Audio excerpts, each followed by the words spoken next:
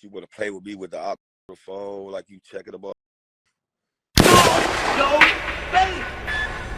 Show your face, please, with sugar on top!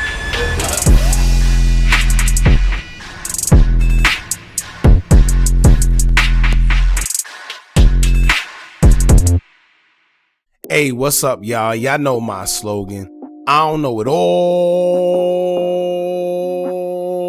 but I know what I've been through. Now, before we get into this video, please make sure you head on down to Instagram and follow us on our official Instagram page at Hookah Anonymous _. We're able to be a little more explicit, a little more uncensored, and share content freely without running the risk of having our channel terminated. So, once again, make sure you head on down to Instagram and follow us on our official Instagram page at Hookah Anonymous _. We're almost at 100,000 subscribers. So if you like this video, make sure you subscribe and hit that bell so you're notified every time we drop new content. Now let's get into what you guys came here to see. Now, this is actually the moment I've been waiting for to confirm everything. And I'm not referring to the drama aspect of it when it comes to THF Bayzoo and THF Mooda.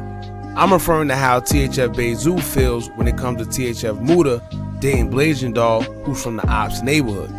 Not only is she from the Ops neighborhood, but her mother, Princess Streeter, aka Cess, also was one of the suspects who was involved in the killing of Anthony Welch, which was the beginning of the set Welch World, in which Tay Savage most notably claimed to this day, but that's a whole nother story. Now recently, THF Bayzoo went live addressing THF Mooda and explaining how he ain't never did anything, and brings up the fact that he's messing with one of the op girls. Now, I kind of seen this coming because if y'all remember, THF Lil Law and Mooda got into it not too long ago, where Mooda expressed that Little Law don't support his music or share it. Lil Law would make posts responding and basically saying that Mooda never supported or shared his music, and everything he got or wherever he got to, he got there on his own. So now that he got a wave, Mooda wants to ride it despite him not ever showing support when he had a wave. Now, if Lil Law and Mooda not seeing eye to eye, I'm sure however Lil Law feels, Bayzoo would side with him, being that Bayzoo and Lil Law really rock with each other and got a very close relationship. Not to mention, I told y'all from before that Mooda's relationship with Blasian will cause a lot of tension between the guys. We just had to see it unfold, and that's exactly what we're seeing now. Now, before we get into the video and what THF Bayzoo had to say and what Mooda responded, I want you guys to check out a subliminal post Bayzoo put up because I feel he was speaking in reference to Mooda as well. I could be wrong, but y'all let me know what y'all think. Bayzoo would take to his Instagram post to say, quote, "Real N-words die for goofies to be left out here embarrassing. I hate that for y'all. Half the N-words dead would have never died for y'all if they knew what they knew now. Thumbs down and trash emoji." Now, this is exactly what I was saying before when it came to the whole pushing peace movement and other things that's going on right now within the drill culture. It's not that nobody wants to push peace. It's not that nobody want to see everybody come together and just get money, right?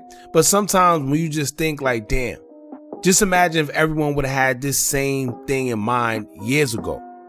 The same guys that died for a certain cause or died for their gang or died for their block, they would be here right now because look what's going on. A lot of people lost their lives for nothing. Because now if you pay attention, guys are either snitching on each other, guys are trying to make peace with the ops, or people just out here doing whatever they want. What if guys would have had this in mind when FBG Duck made Chicago Legends instead of laughing at him? What if Duck would have heard J Mane say that he's bigger than Duck? You know, it's just a lot of what ifs. A lot of guys that are deceased now died repping a block or gang that them very members right now are making a mockery of.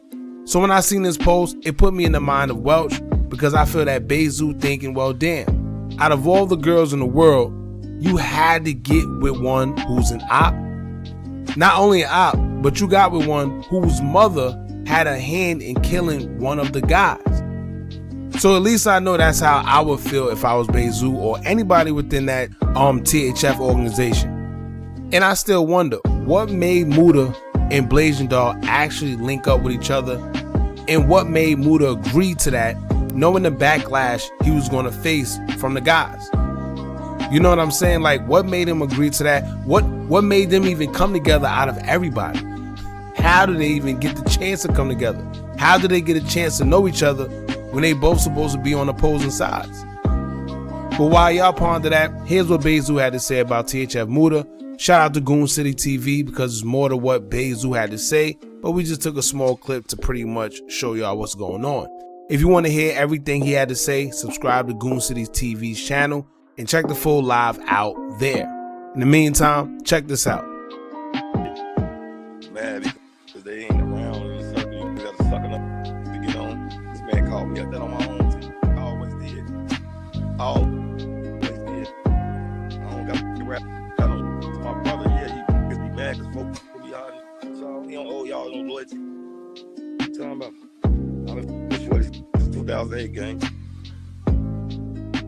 He my brother, like he wasn't bad for my block, gang. That's be bad to hate about it. You have a stick cub, that's why don't get along. You see, bad because Law ain't post his phone. You don't post nobody from the block, you talking about? You cap in your raps anyway. You ain't never did it to nobody let me that. You remember you whooping them. You got one YouTube video, disrespecting some shorties, catching them in traffic. You ain't never did. Nobody. Some about your bills down in the county for the block and the feds. Tell you little was there, y'all like 439, man. Want to get with you. They would have got with you. You would have played with me with the op, with the phone, like you checking them up. Now after Bayzoo went live and said what he said, Mooda would take to his story with a few words to say himself. Check this out. Hey, oh my lady friend, we ain't finna do all that.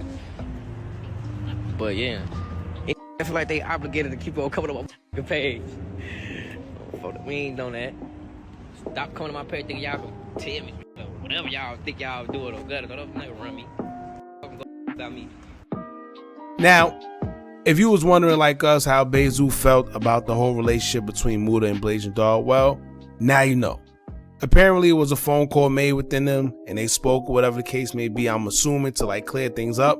But clearly nothing was resolved, and I would figure that because it's really nothing to be said. You know, blood has been spilled on both sides of that war, and it's just like the push and peace movement we always speak about. Once blood is spilled, it's hard to try to convince people to get on board of having quote unquote peace because not everybody's going to be with it. Some want revenge, no matter how long it's been, you know, and some people still remember these same guys dissing their lost loved ones, their lost friends, their lost family members. And you can never tell someone how to react when it comes to them losing a friend or family member, so that's a slippery slope. However, Bayzoo made it clear how he feels about Mooda. He went as far as calling him 4'9". You know, he says about 4'9", joked about his height, saying that he never did nothing. Now, the part where he called him 4'9", it was kind of ironic to me because last time I checked, Zoo ain't that damn tall himself. He's actually like 5'1", 4'9". I don't know. I'm just playing, but I get what he's saying. And if y'all wondering when he started speaking on Dirk and saying things like, "Oh, don't get mad because bro rocking with me and not y'all," it sounds like Zoo is specifically referring to the time when Mooda and Poodle LaFleur expressed how they feel when it came to Dirk and not rocking with him because he wasn't showing love to them music-wise and looked over them to sign Lil Zay Osama. All right, so that's pretty much it to sum it all up, man. Bayzoo don't approve of the relationship between Blasian and Mooda, and it is what it is. I kind of felt this. This is why in the video we did covering their relationship, the first thing I asked was, how does Bayzoo feel about it? You know, and a lot of people gonna sit there like, oh, it shouldn't be too much. It ain't that serious. If they fell in love, they both young, they fell in love with each other. You can't say who loved who. You're right. But it's a lot invested. Like I said, blood was spilled. And not to mention, who knows? You know, it could be a backdoor situation. Maybe Blasian trying to, who knows? That's just the thing. They just don't want to find out. Because by the time you find out, sometimes it's too late. Not saying that's what she's doing. These are the things that these guys got to stay aware about. And like I said before, they don't have no time to sit there and wonder, because at the end of the day, once you sit there, it might be too late.